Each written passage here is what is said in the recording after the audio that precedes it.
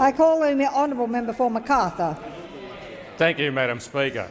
My question is to the Minister for Communications. Will the Minister explain to the House why it is important for the government to receive informed advice before decisions are made to fund major projects? I call the honourable Minister for Communications. Thank you, Madam Speaker, and I thank the honourable member for his question.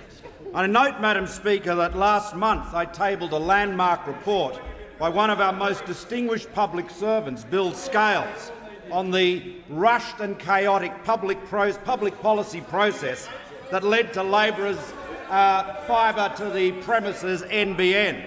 Now, the opposition says Bill Scales is a mate. Well, he was appointed to not one but two important government inquiries by Prime Minister Julia Gillard, both the Bradley inquiry and the Gonski inquiry. Over 40 years he served governments, both Labor and Coalition, Secretary of the Victorian Premier's Department, Chairman of what is now the Productivity Commission, one of our most distinguished public servants. And Labor, rather than facing up to the reality of the facts that he revealed in his report of this disgraceful public policy failure, wants to attack him personally, call him a Liberal mate, when in fact he is a man, a Chancellor of Swinburne University, one of our most distinguished public servants.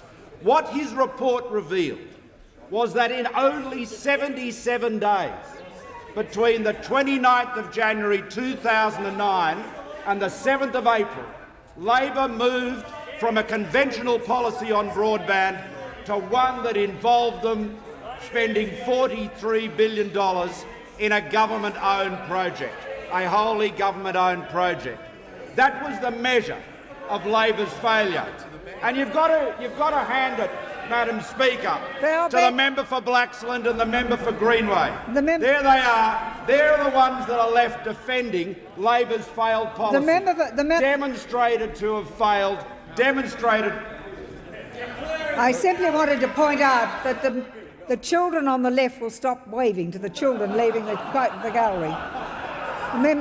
The Minister for Communications has the call. Thank you. Thank you. Thank you, Madam Speaker. I think these children are beyond anyone's ability to reform, I have to say.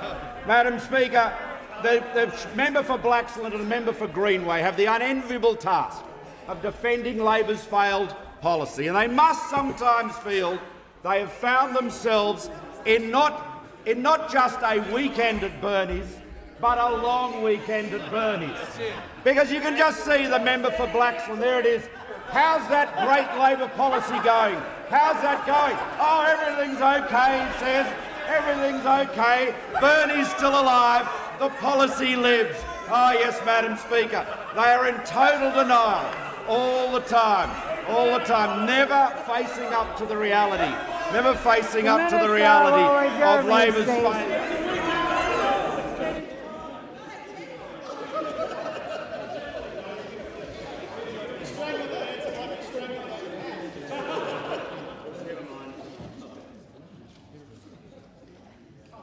Now, there are a few tryhards in here today who are anxious to have an early mark and get an early plane. But they can go to perhaps to the naughty corner as well.